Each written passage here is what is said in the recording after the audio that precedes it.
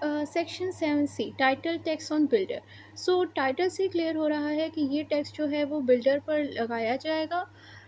Total 4 sub section हैं इसके, और इसमें टोटल 5 टू 6 सब्जेक्ट जो हैं वो इस सेक्शन में कवर हुए हैं।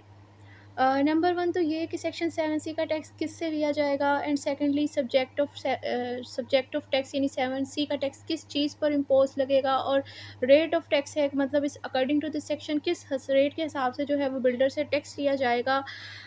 एंड नंबर 4 सब्जेक्ट यहाँ पर ये डिस्कस किया गया है कि एफपीआर के पास क्या इख्तियार हैं एज़ पर सेक्शन 7C, और ये जो सेक्शन 7C का टैक्स जो बिल्डर से लिया जा रहा है लास्ट में हमें डिस्कस करना है वो किन प्रोजेक्ट पर जो है वो ये टैक्स लगेगा, यानी इसकी इम्प्लीमेंटेशन आपने देखनी है।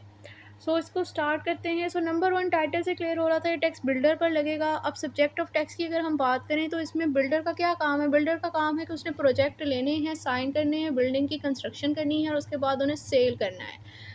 तो उससे जो उसको इनकम जनरेट हो रही है, बेसिकली होना तो ये चाहिए था कि उस इनकम के ऊपर जो है वो टैक्स लगता, लेकिन सेक्शन 7C कहता है कि वो आपका जो इनकम, आपको जो प्रॉफिट हासिल हुआ है ना ये बिल्डर का काम करके, मतलब ठेके वगैरह पकड़ के, प्रोजेक्ट साइन करके और बिल्डिंग को बना के कंस्ट्रक्ट करके बेच करके जो आपको मुनाफा हासिल हुआ है, हमने उस मुनाफे पर आपसे टैक्स नहीं लेना। हमने बेसिकली वो प्रोजेक्ट का एरिया कितना था, मतलब कितने मरले का प्रोजेक्ट आपने लिया है, कितने एकड़ का आपने प्रोजेक्ट लिया है, वो बेसिकली हमने उस एरिया के ऊपर लेना है। हो सकता है आपको करोड़ों में मुनाफा हो गया हो, लेकिन उन्होंने एरिया के हिसाब से जो है वो आपसे टैक्स लेना है। अब 2 सब्जेक्ट कवर हो गए। थर्ड सब्जेक्ट ये है कि वो किस रेट के हिसाब से लगेगा, तो वो कह रहे हैं कि रेट है फर्स्ट शेड्यूल के पार्ट 1 की डिवीजन 8A के अंदर जो रेट बता दिया गया ना, उस रेट के हिसाब से ये टैक्स आप पर लगेगा। नंबर 4 ये कि ये जो सेक्शन 7E के टैक्स बिल्डर के ऊपर लग रहा है उनके प्रोजेक्ट के एरिया के बेस पे, तो वो बेसिकली ये टैक्स कौन से प्रोजेक्ट पर लगेगा? सो ये टैक्स उन प्रोजेक्ट पर लगेगा जो कि नंबर 1 2017 के अंदर ही हुए हैं, में स्टार्ट हुए। नंबर सेकंड वो प्रोजेक्ट जिनके लिए जो है वो पेमेंट की है डेवलपर ने rule 13S of income tax rule 2002 के तहत टैक्स ईयर 2017 के अंदर। और नंबर थर्ड ये कि जिनके वो प्रोजेक्ट जिनके लिए रूल 13U के इनकम टैक्स रूल के तहत डेवलपर ने पेमेंट की इंस्टॉलमेंट में, और उसके लिए जो है वो एक ऑनलाइन शेड्यूल जो है वो इन पेमेंट का जो है वो चीफ कमिश्नर ने जारी किया। इन प्रोजेक्ट के ऊपर इसका इतलाक होता है। प्लस लास्ट में जो है एग्जाम्पल, लास्ट में मैं आपके साथ इसका समझाने के लिए एग्जाम्पल के साथ इसको समझाऊंगी, लेकिन सबसे पहले हम इसका लास्ट सब्जेक्ट जो है वो सबसेक्शन 3 देख लें कि as per section 7C FPR के पास क्या इख्तियार है। तो एफपीआर के पास नंबर 1 इख्तियार ये है, the mood and manner for payment collection, मतलब इस सेक्शन के तहत जो टैक्स की पेमेंट हो रही है, कलेक्शन हो रही है, वो किस तरह की जाएगी, उसके हवाले से जो है वो रूल्स एंड रेगुलेशन, मतलब ये जो एज़ पर सेक्शन 7C जो टैक्स पे किया जा रहा है और कलेक्ट किया जा रहा है उसको किस तरह कलेक्ट किया जाएगा, क्या उसका हम देने का तरीकाकार, कलेक्ट करने का तरीका, इसके हवाले से रूल्स एंड रेगुलेशन एफपीआर ने बनाने हैं। Plus the authorities granting approval for computation, और इसी तरह जो टैक्स की कंप्यूटेशन और पेमेंट प्लान के हवाले से जो कौन सी अथॉरिटी अप्रूवल दे सकती है,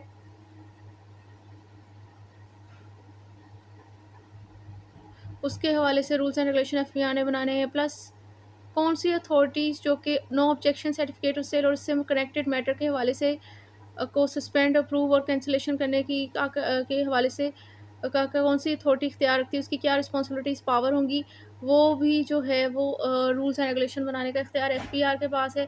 अब हम चलते हैं इसकी एग्जांपल की तरफ। जैसे कि मैंने कहा कि जो अगर इससे एक तरह से देखा जाए ना, तो इस सेक्शन के अंदर जो मेन सब्जेक्ट है वो यही है कि बिल्डर ने जो भी कोई ठेका वगैरह लिया, जो प्रोजेक्ट लिया, उस प्रोजेक्ट के ऊपर जो है वो उससे जो उस प्रोजेक्ट का एरिया है उसके हिसाब से उस पर टैक्स लगना है, ना कि जो मुनाफा हुआ है उस पर उसे टैक्स देना पड़ना है। और जो रेट जो है वो जिस पर उसने जिस रेट के हिसाब से उस एरिया के ऊपर उस प्रोजेक्ट के उसने टैक्स देना है, फर्स्ट शेड्यूल के पार्ट 1 के डिवीजन 8 के अंदर बताया हुआ है। सो बेसिकली अब हम चलते हैं इसकी तरफ कि रेट क्या है। सो रेट के हवाले से ना, जो कि प्रोजेक्ट है आपका वो आपका हो सकता है आपने कमर्शियल बिल्डिंग का प्रोजेक्ट साइन किया हो या रेजिडेंशियल बिल्डिंग का, तो उसके हवाले से ना as per the area rate different है।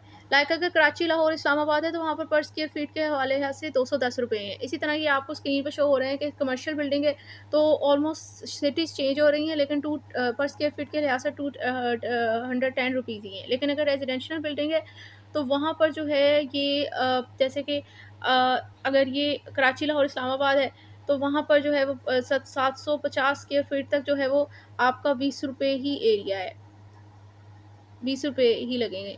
इसी तरह अब हम इसको एक एग्जांपल से समझते हैं, क्योंकि मुझे एक्सप्लेन करने की ज़रूरत नहीं, स्क्रीन पर आपको रेट शो हो रहे हैं तो आप उसका स्क्रीनशॉट बना लें। मैं अब आपको एग्जांपल के साथ समझाती हूँ। जैसे कि हमारे यहाँ तो प्रोजेक्ट अब हम स्क्वायर फीट में तो नहीं लेते, हमें तो यही पता होता है कि या तो ये इतने एकड़ है या तो इतने मरले का प्रोजेक्ट है। लाइक अगर फ़र्ज़ कर लें, इसकी मैं अब 2 एग्जांपल दूँगी आपको, कमर्शियल और रेजिडेंशियल बिल्डिंग दोनों के लिहाज से। फ़र्ज़ कर लें कि मिस्टर यूसुफ़ हैं, उन्होंने वो बिल्डर हैं।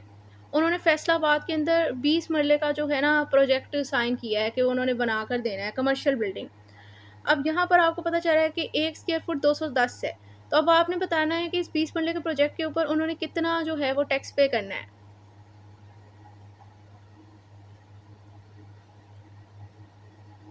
कितना टैक्स पे करना है, तो अब हमारे पास तो मरला है, यहाँ पर चार्ट में स्क्वायर फीट लिखा हुआ है, तो इसके लिए अब हमें पहले अपने मरला को स्क्वायर फुट में कन्वर्ट करना पड़ेगा। जैसे कि 1 स्क्वायर फुट पर 210 है ना कमर्शियल के लिहाज से, ठीक है। कि 20 मरले का प्रोजेक्ट है ना, एक मरला में 272 स्क्वायर फुट होते हैं, तो 20 मरले में कितने होंगे? 5440, और 5440 स्क्वायर फुट आ गया। अब 1 स्क्वायर फुट पर कितना पैसे देने पड़े थे? 210। 1 स्क्वायर फुट पे 210 रुपये देने पड़ रहे थे कमर्शियल बिल्डिंग के लिए, तो 5440 स्क्वायर फुट पर आपको देने पड़ेंगे, तो 10 के साथ मल्टीप्लाई कर दें, यानी कि 11,42,400 रुपये आपको देने पड़ेंगे। अब मेरा आप लोगों से क्वेश्चन है कि अगर ये जो टैक्स है आपने बिल्डिंग बनाई और अभी आपने सेल आउट नहीं की, तो क्या आपसे पहले ही टैक्स ले लिया जाएगा या जब आप सेल आउट करोगे तब आपसे टैक्स लिया जाएगा? तो इसका आंसर ये है कि जब आप सेल आउट करोगे ना तब आपसे टैक्स लिया जाएगा, ना कि जिस टाइम आपने ये बनाई और अभी पर सेल भी नहीं की तो आपसे ये टैक्स ले लिया जाए। क्योंकि टैक्स हमेशा तब लगना है जब आपको कोई गेन हो, कोई आपको इनकम आएगी, इनपुट होगा तो आप आउटपुट टैक्स की सूरत में दोगे।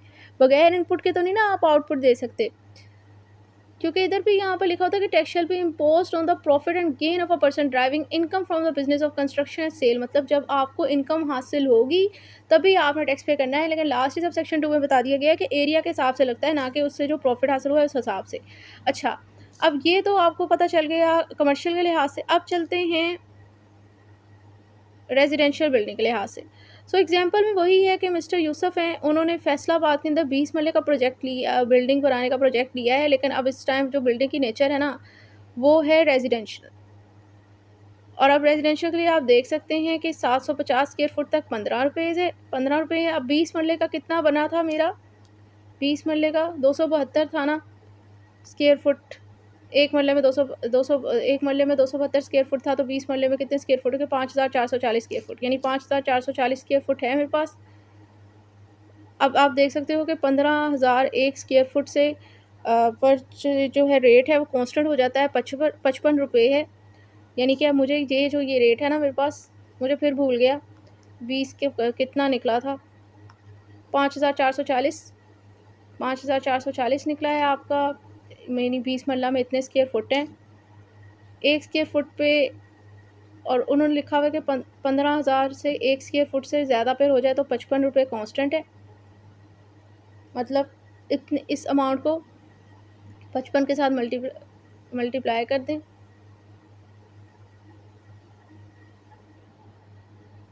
तो अब इधर रेजिडेंशियल बिल्डिंग में आपको पता चल रहा है कि 2,99,200 रुपये जो है वो टैक्स देना पड़ेगा। सो मुझे आई होप कि ये सबको समझ आ गया होगा सेक्शन। नेक्स्ट वीडियो में इंशाल्लाह हम लोग नेक्स्ट सेक्शन को कवर करेंगे। सो इस सेक्शन में कोई ख़ास बात नहीं, इसमें बस यही है कि अगर एक बिल्डर है, जैसे कि हम लोग देखते हैं ठेकेदार होते हैं, वो ठेका लेते हैं, कोई प्रोजेक्ट वगैरह उन्होंने साइन किया। अब वो ठेका उनका जो है वो किसी रेजिडेंशियल बिल्डिंग का भी हो सकता है, कमर्शियल बिल्डिंग का भी हो सकता है। तो उससे जो उन्हें फ़ायदा उसके बाद जो उन्होंने बिल्डिंग बनानी है ना कॉन्ट्रैक्ट साइन करने के बाद, वो उस बिल्डिंग को बनाकर जो उन्होंने कंस्ट्रक्ट करना है फिर सेल आउट करना है, सो जो उन्हें प्रॉफिट आता है ना उस प्रॉफिट पर 7C का टैक्स नहीं लगता। बेसिकली इस प्रोजेक्ट का जितना एरिया होता है उस एरिया के हिसाब से लगता है। जैसे कि स्क्वायर फुट के उन्होंने डिफरेंट रेट बताए हुए हैं कि कमर्शियल की बिल्डिंग के लिए अलग है, रेजिडेंशियल बिल्डिंग के लिए अलग है, और शहरों के लिहाज से रेट अलग है। अब जो कि वहाँ पर स्क्वायर फुट के लिहाज से बताए गए हैं, हमारे प्रोजेक्ट नॉर्मली मरलाज में और एकड़ में होते हैं। तो इसके लिए आपने ये करना है कि आपने उसको अपने जो बिग यूनिट है यानी मरला, उसको स्मॉल यूनिट में, अपने डिज़ायर यूनिट में कन्वर्ट करना है स्क्वायर फुट के अंदर, और उसके बाद फिर अब आपने रेलेवेंट रेट को अप्लाई करके लगा लेना है, फिर जो आपका टैक्स आएगा वो आपने पे करना है। सो बात पते की बात इसमें ये थी कि ये जब आप लोग बिल्डिंग कंस्ट्रक्ट करके बेच दोगे तब आपसे टैक्स लेने आएगी एफबीआर, पहले ही आपसे लेने नहीं आ जाएगी। और 2017 के अंदर जो प्रोजेक्ट आपके बेसिकली साइन हुए हैं ना, जिसके लिए आपने पेमेंट की है, उन पर ये जो है वो 7C का टैक्स लग रहा है। अब नेक्स्ट वीडियो में इंशाल्लाह 7D को डिस्कस करेंगे।